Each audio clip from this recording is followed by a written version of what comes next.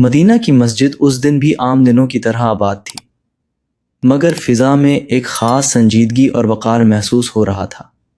لوگ قطاروں میں بیٹھے تھے، کچھ خاموشی سے انتظار کر رہے تھے، کچھ آہستہ آہستہ باتیں کر رہے تھے، اور سب کی نظریں اس دروازے پر ٹکی ہوئی تھیں جہاں سے خلیف وقت داخل ہونے والے تھے۔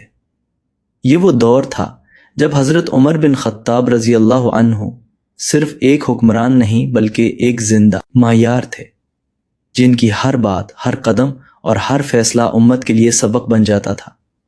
حضرت عمر فاروق رضی اللہ عنہ مسجد میں داخل ہوئے۔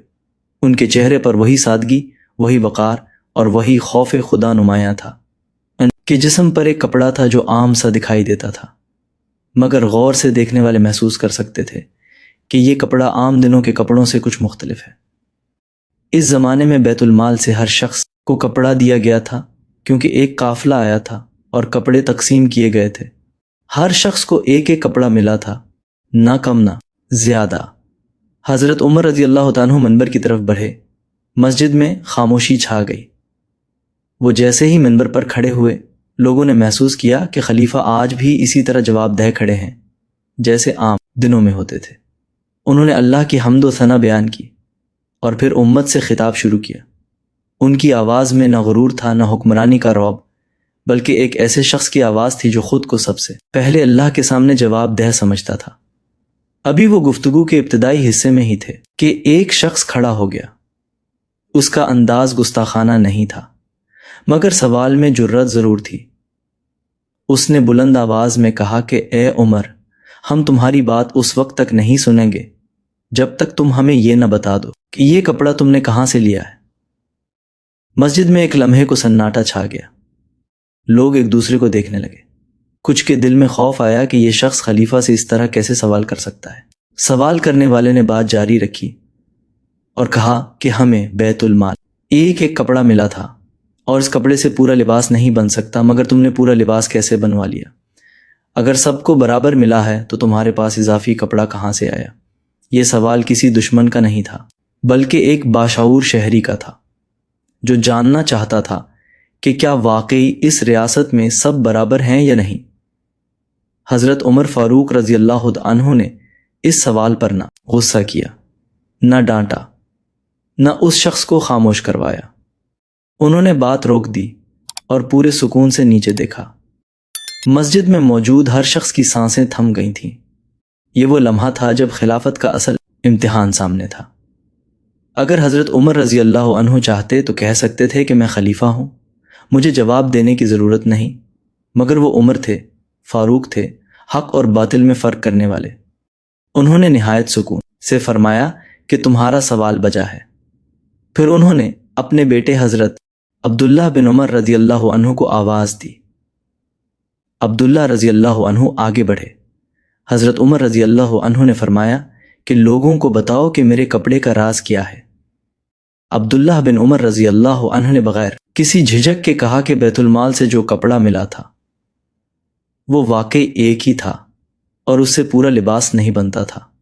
میرے والد نے مجھ سے میرا کپڑا لیا کیونکہ میں قدرے دبلے جسم کا ہوں، اور ایک کپڑے سے میرا لباس بن گیا، جبکہ میرے والد لمبے اور مضبوط جسم کے مالک ہیں، اس لیے میں نے اپنا کپڑا انہیں دے دیا اور یوں 2 کپڑوں سے ان کا لباس تیار ہوا۔ یہ بات سنتے ہی مسجد کا ماحول بدل گیا۔ جو سناٹا تھا وہ ایک گہری خاموشی میں بدل گیا، اور اس خاموشی میں سکون تھا۔ لوگوں کے دلوں سے وہ خدشہ نکل گیا جو چند لمحے پہلے پیدا ہوا تھا۔ سوال کرنے والے شخص نے بلند آواز میں کہا کہ اب ہم آپ کی بات سنیں گے، کیونکہ اب ہمیں یقین ہو گیا ہے کہ آپ نے بیت المال سے اپنے لیے کوئی خصوصی فائدہ نہیں اٹھایا۔ حضرت عمر فاروق رضی اللہ عنہ نے سر جھکا کر اللہ کا شکر ادا کیا اور پھر اپنی بات جاری رکھی۔ یہ واقعہ صرف ایک کپڑے کا حساب نہیں تھا، بلکہ ایک نظام حکومت کی سچائی کا اعلان تھا۔ یہ اس بات کا ثبوت تھا کہ اس ریاست میں خلیفہ بھی عوام کے سامنے جواب دہ ہے، اور سوال کرنا بغاوت نہیں بلکہ حق ہے۔ یہ واقعہ مدینہ کی تاریخ کا وہ لمحہ تھا جب لوگوں نے اپنی آنکھوں سے دیکھا کہ عدل صرف کتابوں میں نہیں بلکہ منبر پر کھڑے انسان کے عمل میں زندہ ہوتا ہے۔ حضرت عمر رضی اللہ عنہ نے اس دن یہ ثابت کر دیا کہ حکمران اگر شفاف ہو تو سوال سے نہیں گھبراتا، اور اگر نیت صاف ہو تو وضاحت دینے میں شرم محسوس نہیں۔ مسجد میں حضرت عمر فاروق رضی اللہ عنہ کی آواز دوبارہ گونجنے لگی، مگر اب وہ آواز پہلے سے زیادہ مضبوط، زیادہ پرسکون اور زیادہ باوقار محسوس ہو رہی تھی۔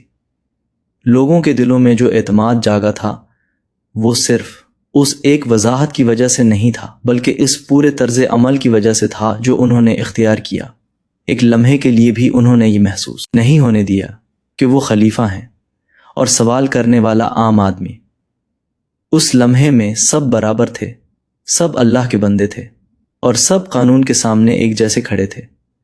حضرت عمر رضی اللہ عنہ نے اپنی گفتگو جاری رکھی، مگر اب ان کے الفاظ سیدھے دلوں میں اتر رہے تھے۔ وہ عدل کی بات کر رہے تھے، ذمہ داری کی بات کر رہے تھے اور اس امانت کی بات کر رہے تھے جو اللہ نے حکمرانوں کے کندھوں پر رکھی۔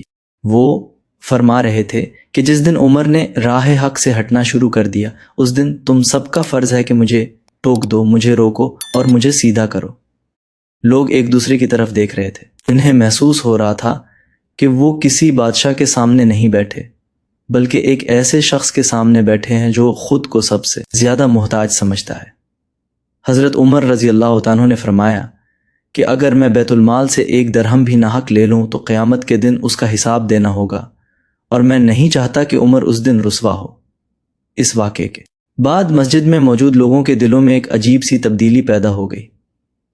اب وہ سوال پوچھنے سے نہیں ڈرتے تھے، کیونکہ انہوں نے اپنی آنکھوں سے دیکھ لیا تھا کہ سوال کرنا جرم نہیں بلکہ خاموش رہنا جرم ہو سکتا ہے۔ وہ جان گئے تھے کہ حضرت عمر رضی اللہ عنہ کی خلافت میں عدل کا دروازہ بند نہیں بلکہ کھلا ہے، اور اس دروازے پر کوئی پہرہ دار نہیں جو سچ کو روک سکے۔ یہ خبر مدینہ کی گلیوں میں پھیل گئی۔ لوگ ایک دوسرے کو بتانے لگے کہ آج مسجد میں کیا ہوا۔ کوئی کہتا کہ ایک عام آدمی نے خلیفہ سے سوال کر لیا، اور کوئی کہتا کہ خلیفہ نے اپنے بیٹے کو بلا کر وضاحت دی۔ یہ واقعہ صرف ایک مجلس تک محدود نہ رہا، بلکہ پورے شہر میں گفتگو کا موضوع بن گیا۔ مدینہ کے نوجوانوں نے اس واقعے سے یہ سیکھا کہ حق بات کہنے کے لیے عمر یا عہدہ نہیں دیکھا جاتا۔ بزرگوں نے یہ سبق لیا کہ حکمران اگر خود کو جواب دہ سمجھے تو معاشرہ بگڑنے سے بچ جاتا ہے۔ غلاموں نے محسوس کیا کہ وہ بھی سوال کر سکتے ہیں، اور امیروں نے سمجھا کہ دولت یا مرتبہ انہیں قانون سے بالاتر نہیں بناتا۔ حضرت عمر رضی اللہ عنہ اس دن مسجد سے نکلے تو ان کے قدم پہلے کی طرح مضبوط تھے، مگر دل میں شکر زیادہ تھا۔ وہ جانتے تھے کہ اگر اللہ نے انہیں عزت دی ہے تو اس کے ساتھ امتحان بھی دیا ہے۔ وہ اکثر فرمایا کرتے تھے کہ عمر اس دن کامیاب ہوگا جس دن عوام اسے روکنے طاقت رکھتی ہوگی۔ گھروں میں بیٹھے لوگ اپنے بچوں کو یہ واقعہ سنا رہے تھے۔ ماں اپنے بیٹے کو بتا رہی تھی کہ بیٹا یہ ہے اصل انصاف۔ باپ اپنے بیٹے سے کہہ رہا تھا کہ دیکھو یہ ہے اصل حکمرانی۔ استاد اپنے شاگرد کو سمجھا رہا تھا کہ علم صرف کتابوں میں نہیں بلکہ ایسے واقعات میں بھی ہوتا ہے جو انسان کو سیدھا راستہ دکھاتے ہیں۔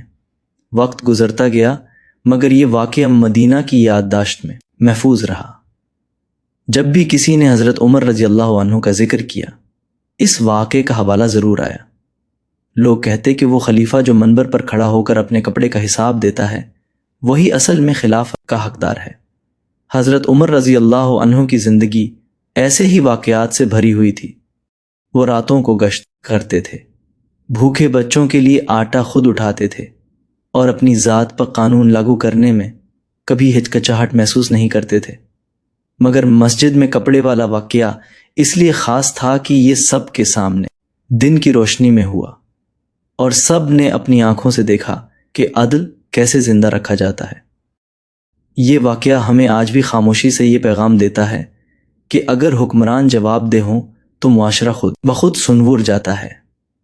اگر سوال کرنے والوں کو دبایا نہ جائے تو ظلم پنپ نہیں سکتا، اور اگر ایک خلیفہ اپنے بیٹے کو منبر کے سامنے کھڑا کر سکتا ہے تو آج کے انسان کو بھی سچ بولنے میں خوف محسوس نہیں کرنا چاہیے۔ حضرت عمر رضی اللہ عنہ اس دن کے بعد بھی خود کو کسی ایک وضاحت پر مطمئن نہیں سمجھتے تھے۔ ان کے دل میں یہ احساس مسلسل جاگتا رہتا تھا کہ اگر آج مسجد میں ایک شخص نے سوال کیا تو کل کوئی اور بھی کر سکتا ہے، اور یہی وہ روح ہے جو کسی معاشرے کو زندہ رکھتی ہے۔ وہ جانتے تھے کہ خلافت صرف حکومت کا نام نہیں بلکہ ہر لمحہ جواب دہی کا نام ہے، اور جواب دہی صرف اللہ کے سامنے نہیں بلکہ اس کی مخلوق کے سامنے بھی ہوتی ہے۔ مدینہ کی فضا میں اس واقعے کے بعد ایک خاموش انقلاب برپا ہو چکا تھا۔ لوگ پہلے بھی حضرت عمر رضی اللہ عنہ سے محبت کرتے تھے، مگر اب اس محبت میں اعتماد شامل ہو گیا تھا۔ بازاروں میں بیٹھے تاجر جب تول میں کمی کرتے تو انہیں مسجد والا منظر یاد آ جاتا۔ وہ سوچتے کہ جس خلیفہ سے کپڑے کا حساب مانگا جا سکتا ہے وہاں ایک دکاندار کیسے بچ سکتا ہے۔ اس طرح عدل کسی قانون کی کتاب میں قید نہیں رہا بلکہ لوگوں کے ضمیر میں اتر گیا۔ حضرت عمر رضی اللہ عنہ اکثر رات کو تنہا بیٹھ کر اس واقعے پر غور کرتے۔ ان کی آنکھوں میں آنسو آ جاتے اور وہ کہتے کہ اے اللہ، اگر عمر نے کبھی بھی ضمانت میں خیانت کی تو مجھے اس دن سے پہلے اٹھا لینا۔ وہ اس بات سے خوفزدہ رہتے تھے کہ کہیں لوگ ان کی ذات سے متاثر ہو کر سوال کرنا چھوڑ نہ دیں۔ اسی لیے وہ بار بار عوام کو یاد دلاتے کہ اگر عمر سیدھے راستے سے ہٹے تو اسے پکڑ لینا، کیونکہ تمہاری خاموشی عمر کو تباہ کر دے گی۔ کچھ دنوں بعد ایک اور مجلس میں حضرت عمر رضی اللہ عنہ نے اسی واقعے کی طرف اشارہ کرتے ہوئے فرمایا کہ جس قوم میں حکمران سے سوال کرنے کا رواج ختم ہو جائے وہاں ظلم خاموشی سے جنم لیتا ہے۔ لوگ یہ سن کر حیران تھے کہ ایک حکمران خود اپنے اقتدار کی حدیں بیان کر رہا ہے۔ ان کے لیے یہ ایک نیا تصور تھا، کیونکہ انہوں نے دنیا میں زیادہ تر بادشاہ ایسے دیکھے تھے جو سوال کو بغاوت سمجھتے تھے۔ مدینہ کے باہر سے آنے والے قافلے جب یہ قصہ سنتے تو حیرت سے ایک دوسرے کو دیکھتے۔ وہ کہتے کہ یہ ایک ایسی ریاست ہے جہاں خلیفہ سے سوال کیا جاتا ہے اور خلیفہ ناراض ہونے کے بجائے وضاحت دیتا ہے۔ آہستہ آہستہ یہ واقعہ مدینہ کی سرحدوں سے نکل کر دوسرے علاقوں تک پہنچ گیا۔ شام، مصر اور عراق میں لوگ حضرت عمر رضی اللہ عنہ کی خلافت کو عدل کی علامت کے طور پر یاد کرنے لگے۔ حضرت عمر رضی اللہ عنہ کے دل میں یہ بات اچھی طرح بیٹھ چکی تھی کہ انصاف صرف فیصلہ سنانے کا نام نہیں بلکہ خود کو فیصلے کے لیے پیش کرنے کا نام ہے۔ اسی لیے جب کبھی وہ کسی گورنر کو مقرر کرتے تو اسے سختی سے ہدایت دیتے کہ عوام کے دروازے بند نہ کرنا، کیونکہ بند دروازے ظلم کو دعوت دیتے ہیں۔ وہ کہتے کہ اگر عمر سے سوال ہو سکتا ہے تو تم سے کیوں نہیں۔ اس واقعے نے ایک اور بڑا اثر یہ ڈالا کہ لوگوں میں خود احتسابی کا شعور بیدار ہوا۔ ایک شخص اپنے بیٹے کو نصیحت کرتے ہوئے کہتا کہ دیکھو، اگر خلیفہ اپنے بیٹے کو منبر پر کھڑا کر سکتا ہے تو ہمیں بھی اپنے بچوں کو سچ سکھانا چاہیے۔ ایک ماں اپنی بیٹی کو سمجھاتی کہ بیٹی، عزت عہدے سے نہیں بلکہ کردار سے ملتی ہے۔ حضرت عمر رضی اللہ عنہ کی زندگی کے دن گزرتے گئے مگر ان کا طرز عمل کبھی نہیں بدلا۔ وہ ہمیشہ سادہ لباس پہنتے، عام لوگوں کے درمیان بیٹھتے اور کسی خاص امتیاز کو قبول نہیں کرتے تھے۔ مسجد میں کپڑے والا واقعہ ان کی شخصیت کا ایک آئینہ تھا، جس میں ان کا خوف خدا، ان کی عاجزی اور ان کا عدل سب ایک ساتھ جھلکتے تھے۔ وقت کے ساتھ ساتھ یہ واقعہ ایک مثال بن گیا۔ جب بھی کسی مجلس میں عدل کی بات ہوتی، کوئی نہ کوئی کہہ دیتا کہ وہ خلیفہ یاد ہے جس سے کپڑے کا حساب مانگا گیا تھا۔ اس جملے میں پوری خلافت فاروقی سمٹ آتی تھی۔ یہ ایک ایسا واقعہ تھا جو بغیر کسی اعلان کے یہ بتا گیا کہ اسلام میں حکمرانی کی اصل روح کیا ہے۔ حضرت عمر رضی اللہ عنہ کے دل میں یہ یقین مضبوط ہوتا چلا گیا کہ جب تک عوام سوال کرتے رہیں گے، خلافت سلامت رہے گی۔ وہ دعا کرتے تھے کہ اے اللہ، میری رعایا کے دلوں سے سوال کرنے کی جرات کبھی ختم نہ کرنا۔ ان کی یہ دعا آج بھی تاریخ کے صفحات میں گونجتی محسوس ہوتی۔ یوں مسجد میں کپڑے کے سوال کا وہ لمحہ صرف ایک لمحہ نہیں رہا بلکہ ایک راستہ بن گیا، ایک ایسا راستہ جس پر چل کر معاشرے انصاف، برابری اور خوف خدا کی طرف بڑھتے ہیں۔ یہ واقعہ آج بھی ہمیں خاموشی سے یہ سبق دیتا ہے کہ سچ بولنے والا اگر زندہ رہے تو ظلم زیادہ دیر زندہ نہیں رہ سکتا۔